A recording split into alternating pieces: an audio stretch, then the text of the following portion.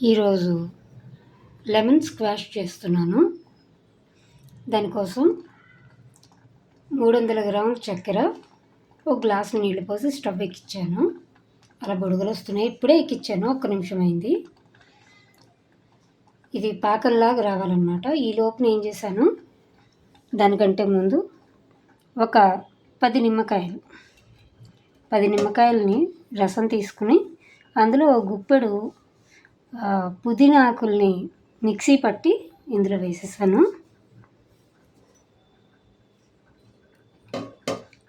వేసి పక్కకు పెట్టుకున్నాను అనమాట.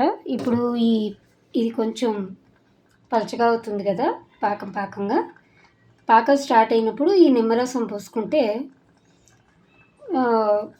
ఇంకొంచెం జిగురు అంటే చేతికి ఇలాగా అంటుకునేంత పాకం వచ్చే వరకు వేసి చేయాలన్నమాట. అంటే ప్రస్తుతానికి చక్కెర కలవలేదు, అందుకని ఇంకా నిమ్మరసం వేయట్లేదు. చక్కెర కలవంగానే చక్కెర కూడా రసంలా అయిపోగానే నేను నిమ్మరసం పోసేస్తాను. చాలా ఈజీ అనమాట. ఇందులో యాలక్కాయలు కూడా వేసుకోవచ్చు, ఇంకా కొన్ని మనకు నచ్చినవన్నీ వేసుకోవచ్చు. చూద్దాం. ప్రస్తుతానికైతే ఇంతవరకు అయింది. ఇందులో చిటికెడు ఉప్పు కూడా వేసి ఉంచాను. ఎందుకంటే ఉప్పు చక్కెర కలిస్తే ఎంత అజీర్తైనా పోతుంది. అందుకని ఈ లెమన్ స్క్వాష్ తాగినప్పుడు వేరే ప్రాబ్లమ్స్ అంటే అజీర్తి అది కలగకుండా చిటికెడు ఉప్పు వేసేసామనుకోండి, స్వీట్నెస్ కూడా బ్యాలెన్స్ అవుతుంది, అజీర్తి పోతుంది, వడదెబ్బ ఏమీ కొట్టకుండా కాపాడుతుంది. ఈ ఎండాకాలం ఎలాగో చేస్తున్నా కదా అని వీడియో చేస్తున్నాను అనమాట. మీకు తెలిసిందేగా, నాకు సడన్గా ఐడియాలు వస్తుంటాయి. చక్కెర కరిగింది. ఇప్పుడు ఈ నిమ్మకాయ పుదీనా రసం కలిపింది వేసేస్తున్నాను. ఇంకొంచెం నీళ్లు కూడా వేసి ఇందులో ఉన్న నీళ్లు కూడా పోస్తాను. ఈ లోపున సోంపు కొంచెం, జీలకర్ర కొంచెం, యాలక్కాయలు కొన్ని తీసుకుంటాను నేను. ఇప్పుడు కొన్ని సోంపు అంటే టేస్ట్ బాగా రావడానికి మనం కలుపుకునేటప్పుడు కొన్ని సబ్జ గింజలు కూడా నానబెట్టుకుని వేసుకున్నాం అనుకోండి, షర్బత్లో చాలా బాగుంటుంది. అంటే కలుపుకునే టైంకి ప్రస్తుతానికైతే కొద్దిగా జీలకర్ర, కొద్దిగా సోంపు మంచి వాసన రావడానికి.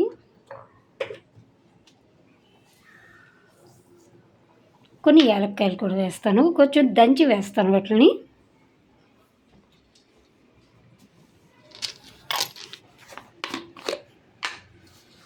ఒక 5-6 వేసుకుంటే బాగుంటుంది.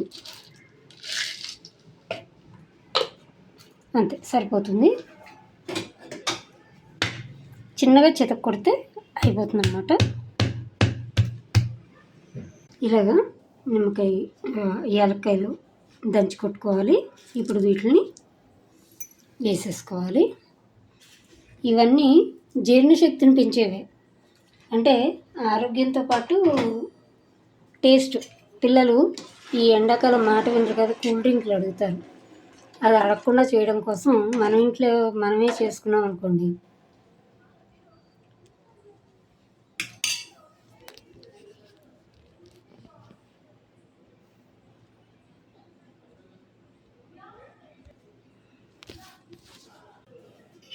యాలక్కాయలు కూడా పొడి కొట్టి వేసేసాను. ఇవన్నీ అజీర్తిని తగ్గించేవే. ఎండాకాలం కొంచెం అజీర్తి వస్తుంది, వడదెబ్బ కొడుతుంది. రెండింటిని తగ్గించడానికి ఇది చాలా ఉపయోగపడుతుంది. పిల్లలు ఇంకా కూల్ డ్రింక్ అడగకుండా మనం ట్రై చేయొచ్చు అనమాట. మంచి టేస్ట్ ఉంటుంది, మంచి వాసన ఉంటుంది. వాళ్ళు కూల్ డ్రింకులు మర్చిపోతారు. ఓకే అండి. ఇలా సన్న సెగ మీద వదిలేయాలి. గ్యాస్ వేస్ట్ అవుతుందని అనుకోక్కర్లేదు.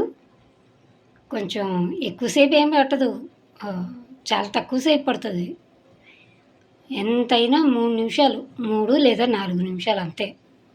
తర్వాత మీకు తీగ పాకం ఎట్లా వస్తుందో, తీగ పాకం కూడా కాదు, బంకగా ఎతుక్కుంటే చాలు, జిగురుగా తీసేసి బాటిల్లో పోసేసుకోవడమే. ఈ ఎండాకాలానికి సరిపోతుంది. సంవత్సరాలు వస్తుందో లేదో నేను చెప్పలేను, కానీ ఈ ఎండాకాలం పూర్తవుతుంది. ఎక్కువ మెంబర్స్ ఉన్న వాళ్ళైతే కొంచెం ఎక్కువ చేసుకోండి. ఒక కేజీ చక్కెర పెట్టుకొని ఒక 15 నిమ్మకాయల దాకా తీసుకొని చేసుకోండి.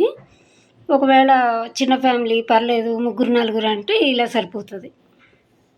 ఇంకా కరగలేదు, ఇంకా పొంగు రాలేదు. ఇది అవుతుండగా నాకు ఇంకో ఐడియా వచ్చింది.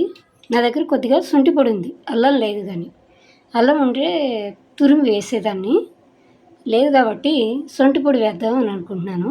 చిటికెడు ఎక్కువ వేయను, ఓని కొంచెం టేస్ట్ కోసం, మంచి వాసన మంచి టేస్ట్ వస్తాయి, అందుకని మంచిది కూడా ఒంటికి. ఎండాకాలం బాడీలో వాటర్ని ఆరిపోనీయకుండా చేస్తుంది అల్లం. దొరికింది శొంఠి పొడి, చూసారా? ఎక్కువ వేయట్లేదు, హాఫ్ చెంచాల్లో కొంచెం తక్కువ. ఓకే, అంటే పావు చెంచాడే వేసాను అనుకోవచ్చు, ఎక్కువ వేయలేదు.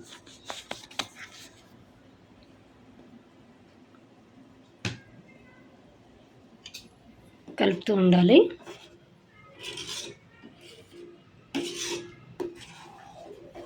ఈ నురగ అది తీయటం ఏం పెట్టుకోక్కర్లేదు, ఏం పర్లేదు. లాస్ట్లో ఎలాగో వడగట్టేస్తాం, అందుకని దాని గురించి ఆలోచించగల. దాన్ని తీయాలని ట్రై చేస్తే పుదీనా వెళ్ళిపోతుంది దాంతోపాటు, అందుకని ఏం చేయక్కర్లేదు. అది అలాగే చిక్కగా అవుతూ ఉంటుంది స్టవ్ మీద స్లోగా. ఆల్మోస్ట్ అయిపోవచ్చింది. ఈ టైంలో కొంచెం పెప్పర్, ఇది గ్రైండెడ్ పెప్పర్, అప్పుడప్పుడే కొట్టి వేసినట్టుగా ఉంటుందన్నమాట, దీంతో వేస్తాను.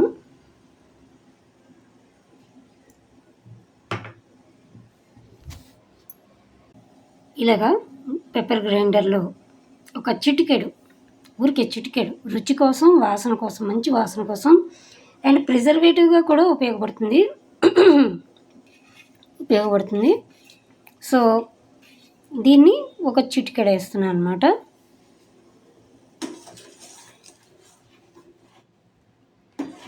చిటికెడ అని వేయకూడదు, మళ్ళీ ఎండాకాలం కదా, కొంచెం మంచిది కాదు. సోంపు జీలకర్రల కంటే తక్కువ ఉండాలి.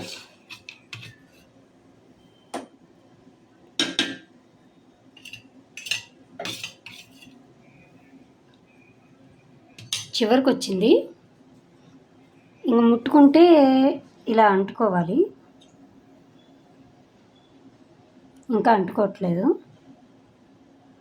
కొంచెం పాకం వస్తే సరిపోతుంది. ఇప్పుడు ఇది బాగా చల్లారిపోయింది. ఇప్పుడు దీన్ని, నా దగ్గర గాజు సీసా ఏం లేదు, అందుకని ఈ జార్లో పోసుకుంటున్నాను. నేనేం వడగట్టట్లేదు, అన్నీ అలాగే ఉన్నాయి. ఎందుకంటే వడగట్టేస్తే పడేయాల్సి వస్తాం, అలా ఉంటే నష్టమేం లేదు, అలా ఊరుతూ ఉంటాయి.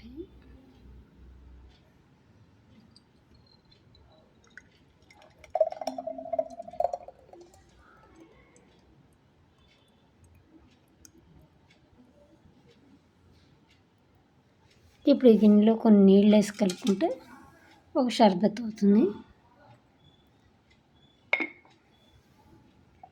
ఇది ఇలా పక్కకు పెట్టేసుకుంటే కొన్ని చల్లటి నీళ్ళు తీసుకొని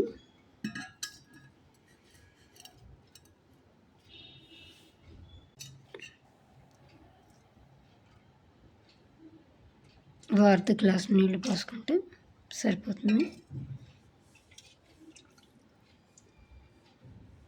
ఇప్పుడు ఇలా కలుపుకున్న దాన్ని వడగట్టుకుంటే సరిపోతుంది.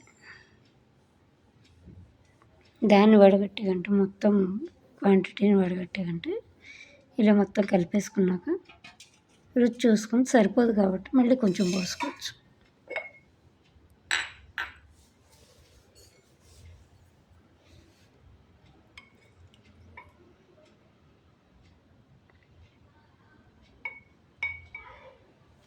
ఇందులో కొన్ని సబ్జ గింజలు కూడా వేసుకుంటే హెల్త్కి చాలా మంచిది.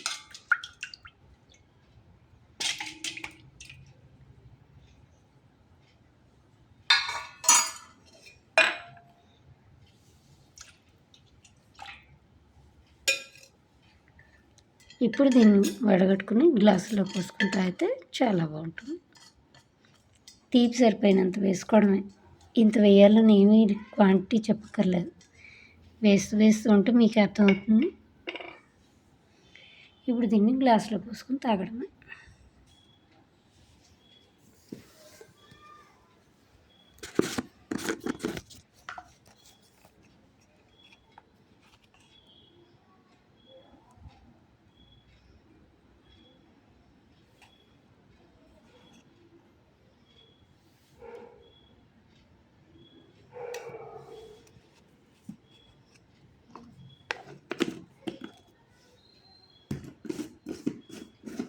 ఓసారి నన్నర్తో, ఓసారి గ్లూకాన్డీతో, ఒకసారి సోడాతో,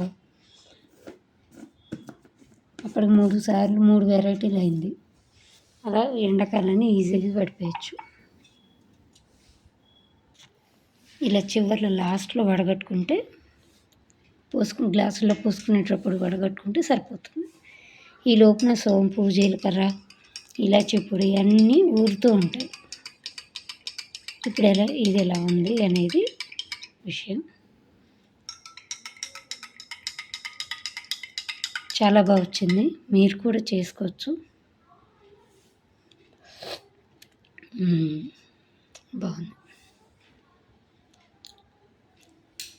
ఇట్లా ఉంటుందన్నమాట తయారు చేసిన తర్వాత.